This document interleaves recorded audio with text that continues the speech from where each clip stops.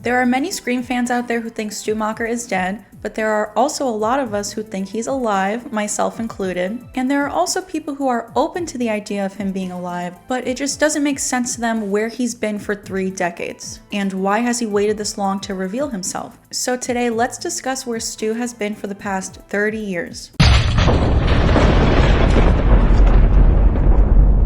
Certain rules. Push the laws and you end up dead. This is the moment when the supposedly dead killer comes back to life. Not in my movie. Surprise, Sydney. He's gone mad. We all go a little mad sometimes. A very simple formula. You want to play psycho killer? Everybody's a suspect. No, please don't kill me, Mr. Ghostface. I want to be in the sequel. I'll be right back. Okay, I think it's gonna go something like this. I'm Pamela, welcome back to the channel. With the official return of Matthew Lillard to Scream 7, it has a lot of us wondering, is he dead? Is it just a flashback, or is he alive? You guys know I am a big time Stu believer. I think he's still alive. I also think that he has been present secretly in the background of Screams 5 and 6. There are a lot of clues that point towards this, and we are going to get into some of those clues today. But I do have a 50 Stu Clues video out there. You can definitely go check it out if you've never seen it. I will link it down below for you guys. But what if he wasn't just in Scream 5 and 6? What if he's been active in every single Scream sequel? Today we're going to talk about that possibility and get into some potential clues for all of the sequels. I need to give a quick shout out to the YouTube channel Nerdbox. They have a great series on their channel called Stu Clues, where they really dive into some of the clues that are in all the sequels, so definitely go check them out. They have a great channel. I was a guest on their channel about a year ago, so definitely go show them some love. So the original plan for Scream 3 was that Stu was going to come back alive leading a cult of ghost faces, and what if they started to set that up in Scream 2? So you may or may not know that Matthew Lillard had a little cameo in Scream 2. He can be seen at the sorority party in the background with bleach blonde hair, wearing glasses, and he is seen hugging Mickey. Now, officially, this is not meant to be Stu. Matthew Lillard was on set hanging out all the time because at the time he was dating Neve Campbell, so he was just hanging around on set and everyone thought it would be fun if he just showed up in the background. But what if that really was supposed to be Stu? After the events of the first movie, Sydney believes that she killed him. If we're going with the theory that Stu faked his death and no one knows about it, Sydney would think that he was dead. And sometimes the best place to hide is in plain sight. Obviously, he has a little disguise going on. He has bleach blonde hair. And considering she thinks that he's dead, she would never expect to see him. So like I said, sometimes the best place to hide is in plain sight. She would never in a million years expect to see Stu there, so she just wouldn't recognize him. Now let's talk about the final act of Scream 2. It takes place in the theater. And when Sydney first arrives to the theater, someone turns on the music and turns on a spotlight and is controlling some things in the theater. Obviously, it's supposed to be one of the killers, but who was it? Now, we know that Sydney beats Mickey to the theater. In the previous scene, when Mickey kills Hallie, Sydney runs ahead of Mickey, and she gets to the theater first. We know this because not only does she leave before Mickey to run to the theater, but when Mickey shows up, he is out of breath, and he says, "You're fast, Sid." You're fast, Sid. Indicating that she got there before Mickey, which means it would have to be Mrs. Loomis who turns on the music and the spotlight, but I don't think it is her, because in this scene, when someone turns it on, we hear only one set of footsteps.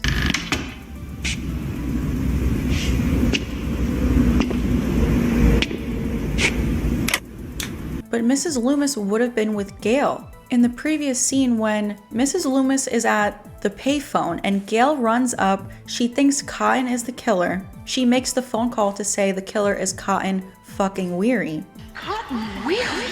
After this scene is when Mrs. Loomis reveals herself to GALE. So after this, she drags GALE along with her, and we know that they are behind the curtain, behind the stage. So if Mrs. Loomis was the one turning on the music, she's with GALE when this happens. So either we would hear 2 sets of footsteps, which we don't, we only hear one, or we would hear some kind of struggle from GALE. GALE would be struggling, trying to get away, possibly talking to Nancy like, "Why are you doing this? Let me go." But we don't hear any of that.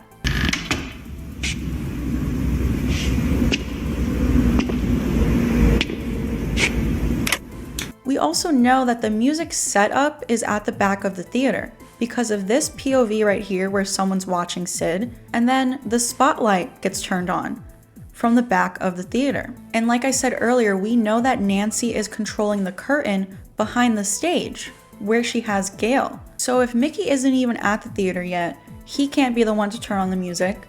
I don't think it's Nancy either because of all the reasons I just said. So who turned it on? Could that be Stu? We also got to talk about the fact that Nancy and Mickey met on the internet on some psycho website. We met on the internet, psycho website, classifieds. And this is interesting because in Scream 5, we learn that Richie and Amber met online. I met Richie on the Stab subreddit. Richie and Amber, I 100% believe, are in Stu's cult. I have a bunch of videos on the channel explaining this and all of the clues, which we will also get into a little bit further in this video. But Richie and Amber met online where I think Stu is recruiting people for his cult. So it's just very interesting that even back in 1997, Nancy and Mickey also met online. There are also several other clues throughout Scream 2 that could point towards Stu possibly being in the movie. So definitely check out Nerdbox's video about this because they go into far more detail. But let's move on to Scream 3. Could Stu have also been working in the shadows in that movie? So first of all, there was originally supposed to be a second killer. In the script, I believe it was going to be Angelina. Roman and Angelina were partners. They decided to scrap that and go with just one killer, Roman. But if you rewatch a lot of the scenes, a lot of them are filmed with two killers in mind, where there's clearly two killers. So what if in Scream 7 we find out that Stu has been active for the past 30 years in every single sequel, and we find out that he is Roman's secret partner in Scream 3? Especially with the return of Scott Foley, who plays Roman Bridger. He's returning in Scream 7, and his character is definitely dead. He was shot in the head, so I think it's going to be a flashback with Roman. What if in that flashback we find out that Stu was his partner? In this scene in Scream 3, when Sidney is being chased on the set of Stab 3, there is definitely two killers in this scene. Because Sidney was like outside of the house where a ghost face was chasing her, and then suddenly another ghost face pops out of the closet. So it's like there's no way that one ghost face, Roman, could have teleported like that. So there definitely was a second killer, and it's interesting that the ghost face pops out of the closet just like Stu does in the first movie. Nerdbox also thinks that Stu was on the phone with Cotton in the opening scene. I think for a few different reasons, but one of them is because we think it's Roman on the phone with Cotton and he really wants Sidney's phone number and to know where she is. But if Roman is working on Stab 3 with Dewey, couldn't he just get Sidney's phone number that way? But if it's Stu on the phone, he has no connection to Sidney currently. He doesn't know where she is. He doesn't have her new phone number, so it would make sense if this was Stu. And also, this Ghostface with Christine wants to play a game with Christine. I was just, trying to take the game to the next level. I'm sorry. Come on, open the door, Chris. Yeah, the game. And Billy and Stu wanted to play a game with Sidney. Why are you doing this? It's all part of the game, Sydney. Another potential clue that Nerdbox pointed out is that when Gale and Dewey are in Roman's mansion, they find this dated cell phone. It's very similar to the cell phone that Billy and Stu used in the first movie. And if it was really Roman's cell phone and he's this big time director, wouldn't he have like an updated model of a cell phone? Stu, on the other hand, who is in hiding, sort of on the run, maybe can't access stores and can't go shopping and stuff like that, he would have an old school phone. Another scene that Nerdbox finds questionable is when Ghostface is on the phone with Sidney, he says, "It's hard being friends with you, Sidney. When you're friends with Sidney, you die." Oh, it's hard being friends with you, Sydney. When you're friends with Sydney, you die. So that's interesting. It almost sounds like this person who says this was friends with Sidney. If it was someone who wasn't her friend, they would say, "It's hard for people to be friends with you," rather than "it's hard being friends with you." Stu would know from experience they were in the same friend group. When you're friends with Sidney, you die. Sidney almost killed him. This Ghostface also says, "How do you know I'm not someone in your head, somewhere you know? Or do you?" How do you know I'm not someone in your head? Somewhere you know. Don't come here, Sydney! What are you doing? So maybe Stu is teasing her like, maybe you don't know who I am, or maybe you do. We have history together. And then Sydney's response is, you're dead. You're dead. Maybe because deep down she's realizing, could this be Stu? And she's saying, but you're dead, I killed you. And then this Ghostface also says, don't you want to know who killed her? Don't you want to know, Sydney? Who killed her? Don't you want to know who killed your mother? Which, if this is Roman on the phone, then he's implying that he's the one who killed her, but we know that Roman isn't. We know that it was Billy and Stu who killed her. Roman even says this later on in the final act, that he just directed Billy and Stu. They are the ones who killed Maureen. So what if Stu was Roman's secret partner in Scream 3, and we might find this out in Scream 7. Moving on to Scream 4, there are some potential clues in this movie that Stu could be secretly present in the background. I did just do a video pretty recently about Jill and Charlie possibly being in Stu's cult. If you want to check that out, it'll be linked down below. But there is this deleted scene with Marnie Cooper. She dies in the opening scene. And then there's a deleted scene where she is hung from a ceiling fan, kind of in a similar fashion to Casey Becker in the first movie. Was this an homage to Stu, or did Stu actually do this himself? And then in Sydney's car trunk, when she opens up the trunk and there's like a bunch of bloody photos and stuff in her trunk, who put that there? Because we know that Jill is being picked up by Kirby for school, and then we see Charlie already at school. So could there have been a third accomplice who put the stuff in her car? Maybe it was Stu who did it. He has this connection to Sydney, and it's the anniversary of the events of the first movie, so maybe he wanted to be the one to mess with her. And then there's just some other things like Olivia's death. Someone is in her closet, the Ghostface who kills her, who's Charlie, obviously, because we see Jill, but someone's on the phone with Kirby. If Charlie's in Olivia's closet, also talking on the phone with Kirby, wouldn't Olivia hear him? So maybe that was Stu. And then there's the question of who killed the two cops, Hoss and Perkins. Some fans think it was Charlie, other fans think it was Jill. I've always thought it was Charlie because Jill is already at Kirby's house. But there's a deleted scene where we know that Charlie carpooled with Robbie. So could it have been Stu who killed the cops? What if Jill and Charlie were in Stu's cult? What if he was teaching them and guiding them? You know, the original plan for Scream 3 was that he was going to be leading this cult of young adults. And that got scrapped. So what if certain elements of that bled into Scream 4? I go into a little bit more detail about this in my past video if you want to check it out. I'll link it down below for you guys. But also, Nerdbox pointed this out. Jill and Charlie plan to upload the footage of their kills. Man, I got great footage of my Robbie kill. Better than Jenny and Marty or Olivia even. Good, we'll cut and upload it later. Where do they plan to upload it? Maybe to the dark web? The same place that Nancy and Mickey met? The same place where Richie and Amber meet in the future? Now we're gonna move on to Screams 5 and 6, where I definitely think Stu is in these movies. If you've been around on my channel for a while, then you know exactly what I'm about to talk about. But those were some clues for Scream 2, 3, and 4. Stu could be playing a long game here. But now first up in Scream 5, I think that Stu was on the phone with Tara in the opening scene. There are several clues that point towards this. I have an old video really diving into the details. If you want to check it out, that will also be linked down below. But when Ghostface is on the phone with Tara, he's quizzing her with trivia. And he asks her who's the killer in Stab 1. And she says Billy Loomis. And this Ghostface gets angry because she doesn't mention Stu. He's like, wrong, Billy and Stu. There were two killers. Like, he sounds genuinely angry because I think a lot of people don't give Stu the credit that he definitely thinks he deserves. Who was the killer in Stab 1? It's Billy Loomis! The correct answer is Billy Loomis and Stu Macher. There are two killers in the original Stab. There's some other clues, like when he's asking her if she's ever seen the first Stab movie, she says that was like super 90s, right?